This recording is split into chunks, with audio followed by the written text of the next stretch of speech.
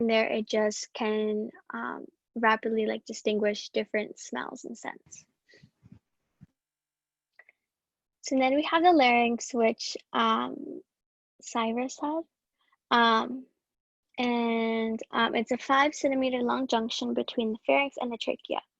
It houses the vocal cords and channels air into the appropriate tubes. So this is the larynx, right? And we can see, we can't see the other tube, but does anyone know what the other tube is called?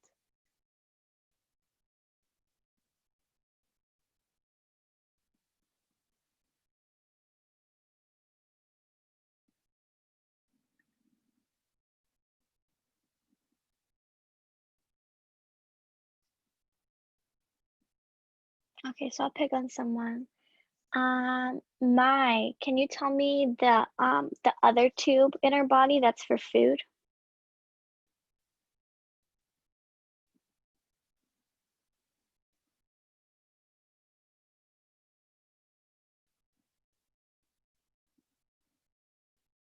Okay, I don't think she's responding. Oh, esophagus? Okay, so Camilla said it. Yep, it's called the esophagus. The spelling is a little off. It's kind of, it's okay. Yeah, English is really misleading sometimes. Yep, so the esophagus, yep. So basically the larynx is kind of the moderator for whether, handling what goes on which tube. And then we have the pharynx, right? It's a funnel-shaped tube that connects the nasal cavity and the mouth to the esophagus and the larynx, and it serves as a passage for air and food. So this is a really kind of weird angle to look at the pharynx, but I feel like there's certain parts that we can kind of notice, right? This part, I believe this is like the dangly part. I don't know what it's called, honestly. If you were to like stick your tongue out, you could see that little dangly part. So this is also known as like the throat, so like when you swallow, this is what opens and closes. And then we have the trachea, which is a mobile and flexible tube around 12 centimeters long that connects the larynx to the bronchi. So someone was talking about the bronchi earlier. And it's composed of stacked C-shaped cartilage rings. So it's very flexible because I've done heart and lung demonstrations before. And it's really bendy. It definitely, it's like not squishy. I don't really know how to describe it very well. But it's an interesting thing to feel because it has like those bumps because of the rings. Okay, so next we have the lungs, right? So lungs are really squishy, so we can, like, they're sponge-like, and they're pink in our body because, well, we have blood flowing, so it gets this pinkish color. And it takes up majority of our chest cavity. So the right lung has 3 lobes, while the left only has 2 lobes to make space for the heart. So if the right has 3 lobes and the left has 2 lobes, which lung do you think is bigger?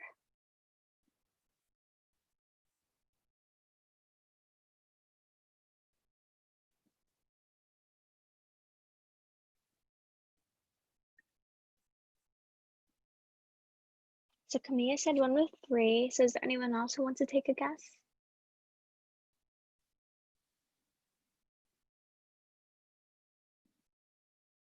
So Catherine said the right lung.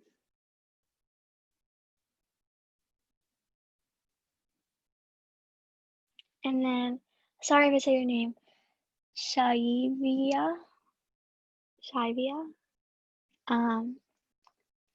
Okay, so it seems like we're split between the right lung and the left lung. Okay, so it's actually the right lung that is larger because the heart is placed on the left side, like we say, on the left side of our heart, so it's a little more to the left. So the left lung has to be smaller in order to make room for the heart to like kind of rest there. So that's why the left lobe, oh, I made a typo. I said the left lobe has 2 lobes. I'll correct that after. That's why the left lung has only 2 lobes. So it's not as big as the right lung.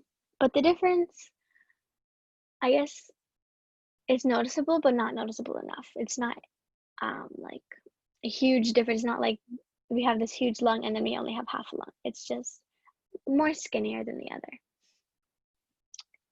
So then we have bronchi. So these would be this here. These 2 are the bronchi, right? And they lead to the lungs, and then they branch into bronchioles. So these little pathways in here. And we can also see it a close up in here, right? And this is where, you know, these little, I kind of like compare them to like the little tiny balloons, the alveoli, because that's what they kind of look like to me. And, you know, when you have a bunch of like little tiny balloons filled up, it kind of makes this big picture that the lungs like are inflating, you know? So that's why we see, if you were to see like lungs being inflated, you know, it would be really like, I guess you could say like dramatic, like you can really see the difference because it's like a bunch of little tiny things blowing up with air that like the whole thing blows up. And then we have the diaphragm, which is the main muscle involved in respiration, and it lies at the base or like below the lungs. And it separates the upper half and lower half of our body. So if we look right here we have the esophagus, right? So there's like a certain like hole, I guess you could say, where the esophagus like kind of goes through, because like a part like below the diaphragm, that's where we have like the other organs such as your stomach,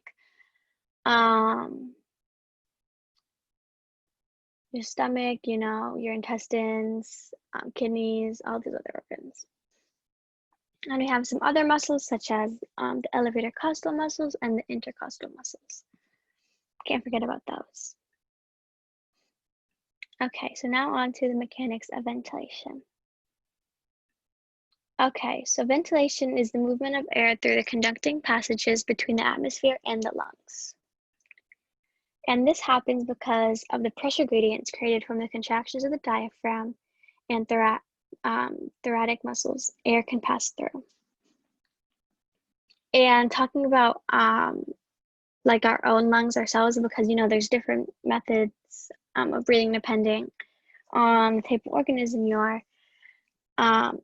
It's the process of air flowing into the lungs during inspiration and out during expiration. So inspiration, we can also call it inhalation. It's the process of taking air into the lungs, and it's considered as like the active phase. So the diaphragm contracts and the thoracic cavity increases in volume. But this also decreases the intra-alveolar pressure, which helps bring air into the lungs.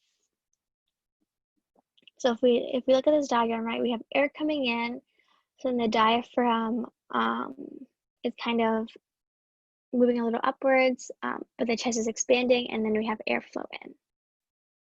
And then with expiration or exhalation, it's the process of letting air out of the lungs. So the diaphragm can relax, and then the elastic recoil of tissue occurs. So now we have a decrease in thoracic volume and an increase in intra-alveolar pressure. And the picture's almost the same, right? We have air exiting, and you know, it's relaxing. Okay. So now on to gas exchange. So we have external respiration, which is the exchange of gases with the external environment. Internal respiration, so with the internal environment. And this happens because diffusion and, you know, simple diffusion allows for the exchange of gas.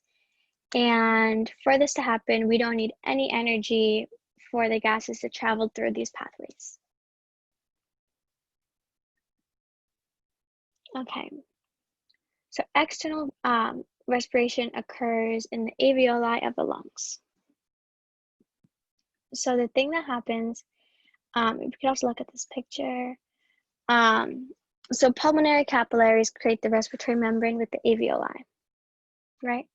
We have these capillaries, and then this, like at the cellular level, right?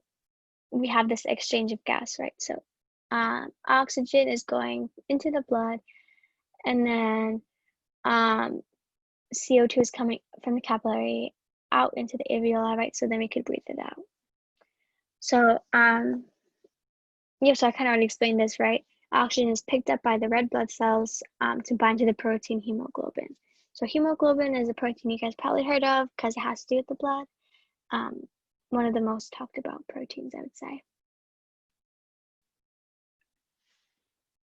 Okay, so now we have internal respiration, and it occurs in the tissue, so basically the rest of the body. And so oxygen dissociates from hemoglobin, diffuses out of the blood and into the tissue, right? So we have the red blood cells here, and then we have the tissue fluid and then our cells, right? Because our cells need oxygen for us to do like all these exercises, right? And this occurs because of partial pressure differences. And partial pressure is basically the force exerted by a gas, and it helps us predict the movement of a gas. So I'm not going to go too much into this because I feel like it's a bit complicated to explain. It's kind of more math related than science related.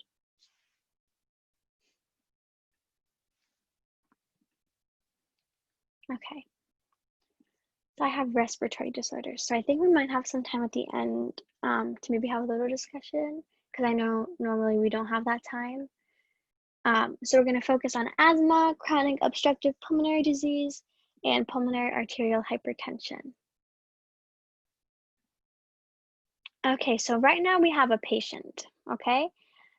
She's 25 years old. She's a female. For all she knows, she has no allergies and she likes to do yoga, sit in a slouched position, and eat chips. So one day she decided to join a sports practice. I guess she likes doing soccer, and her coach made her do sprints. And as she was trying to sprint, she began wheezing and gasping for air. So some of the symptoms she had were wheezing, coughing, chest tightness, and dyspnea. And I'll go into this after, but what do we think she has? What kind of respiratory disorder?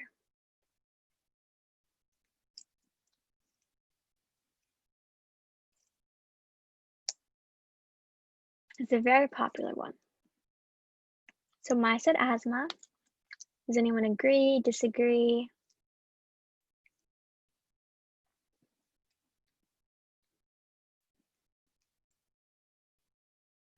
Okay, so I got an agree. So yeah, you guys are correct. Yeah, she has asthma. And the reason why, right, could have been for genetic and environmental risk factors.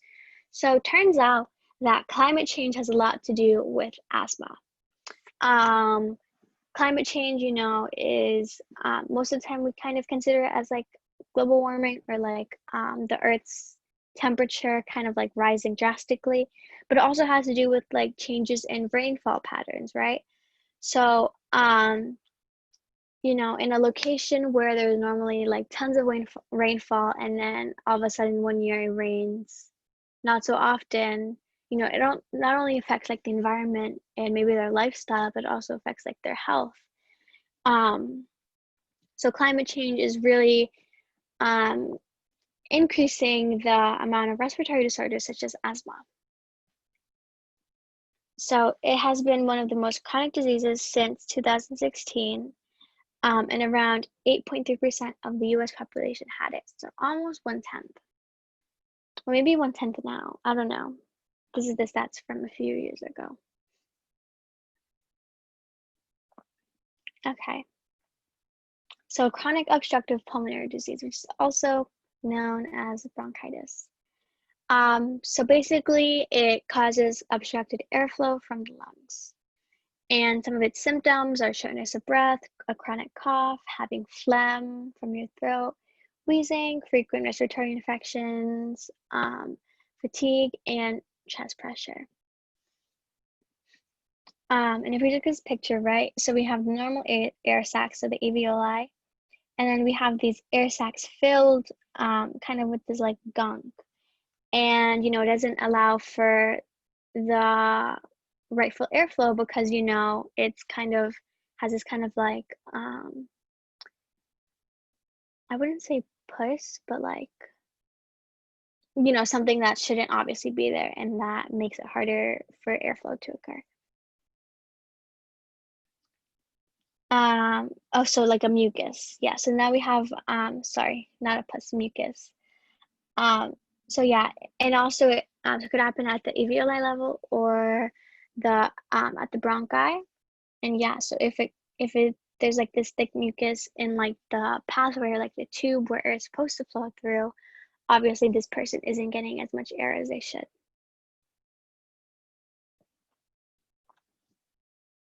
How different are the symptoms compared to cystic fibrosis? Well, I believe cystic fibrosis is, I thought that was something people are born with. I'm not sure. I haven't necessarily researched about cystic fibrosis. But these respiratory disorders, I believe, I'll just Google that right now. Because obviously, cystic fibrosis is like an immune and respiratory disease.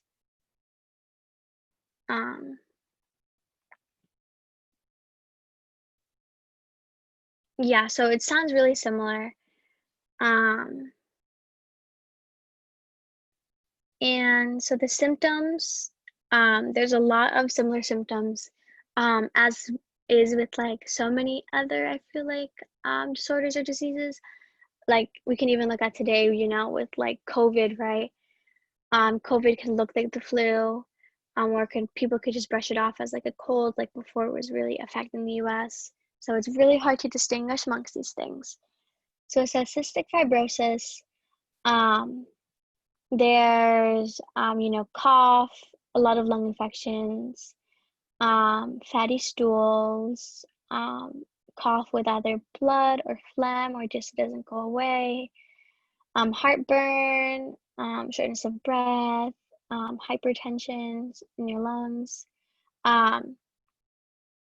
But something that's different is that, there could be delayed development, delayed puberty, or slow growth, right? Because I feel like a lot of children are normally diagnosed with this, so I feel like that's kind of the key difference because, for chronic obstructive or bronchitis, the main risk factor is tobacco smoking. So like if you're smoking, you're more likely to develop this. But it doesn't obviously affect all smokers because it also depends on like your genetics and like your susceptibility to get it, and even just having asthma, right? That could lead you to get this. And then so there's a bunch of risk factors that are, so I feel like looking at the risk factors and the similarities between people who get both diseases. Because as we see, right, exposure to fumes from cooking and heating, right, this probably has no relationship to people with cystic fibrosis. But the lucky thing is with cystic fibrosis, I mean, with a lot of types of diseases, you can try to like slow the progression of it. But yeah, so they look really similar. I think it's just a matter of age.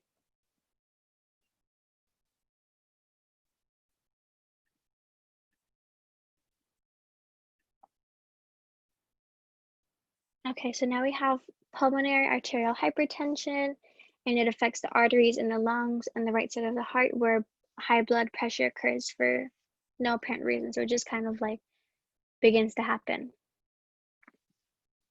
So shortness of breath, dizziness, fainting, chest pressure, and conditions tend to worsen over time. And I feel like a lot of these times, people take these symptoms, they're like, oh, yeah, maybe I'm just like more tired than usual. But if you keep having these symptoms and things are getting worse, then it's probably likely you should go to the doctor. So this normally affects women ages 30 to 60 years old. And as you can see, right, years pass without having diagnosis. So a lot of the time, people can make up excuses for themselves so they don't get too worried. But as soon as things may seem alarming, go to a doctor. And at most, 20% of patients suffer from a heritable form. So, with a bunch of diseases, right? It's like how they ask you at the doctors, do you have a family history of cancer, diabetes, of this or that? So our genetics make us predisposed to some of these diseases. Okay, so this is going to be our modern day connection, ex vivo lung perfusion. And I don't want to talk too much about it because, I'd rather have the video kind of show you live and in action how it is. But this is like a method used to reverse lung injury in donor organs that would have been considered unsuitable, or if they needed transportation. So basically, this is a really good innovation because more lungs can be used in transplants since through the process they could be repaired and kind of regenerated. So kind of brought back to life. So let me just share my computer sound. Okay.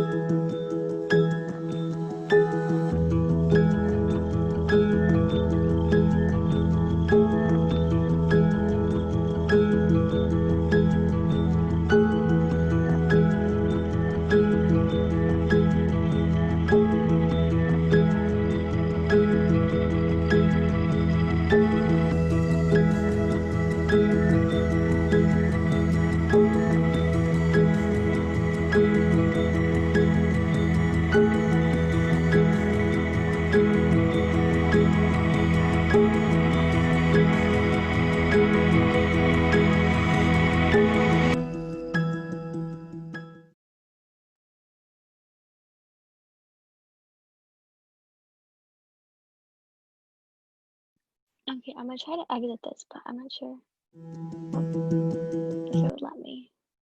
Okay, right here.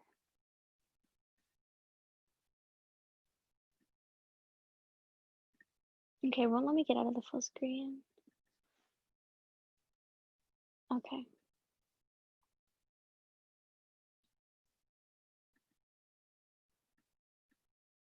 Okay, that's so weird. It won't let me go back into full screen. But yeah, so that's all I have for you guys. Since we have like 7 minutes left, I can leave it up to questions. It could be about today. It can be about anything you, I don't know, had on your mind, or about like the previous lessons, because I know some of you guys. I noticed some new names here.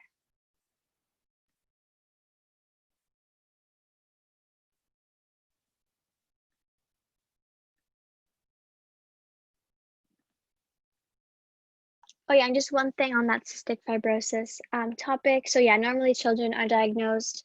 There are adults that are diagnosed with the disease, once they get older, because their symptoms were not as severe.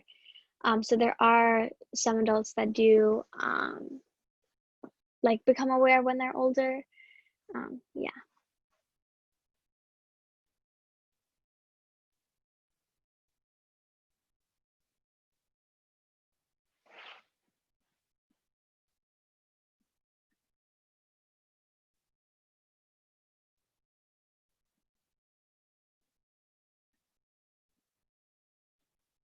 So any questions?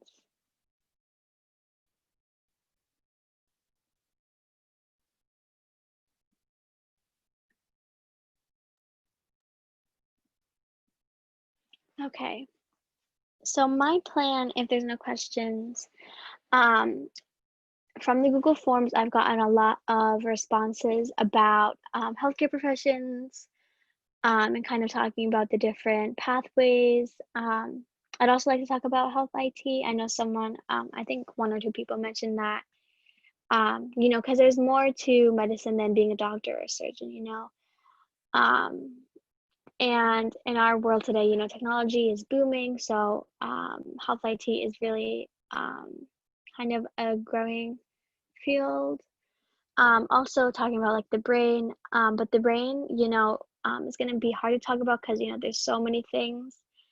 Um, so I'll just, if I do the brain, I'll do like a quick overview, and then if there's anything specific um, that you guys want to learn, if we get to like a consensus, then we could do that because um, there's so many things in the brain, so many things to talk about with the brain.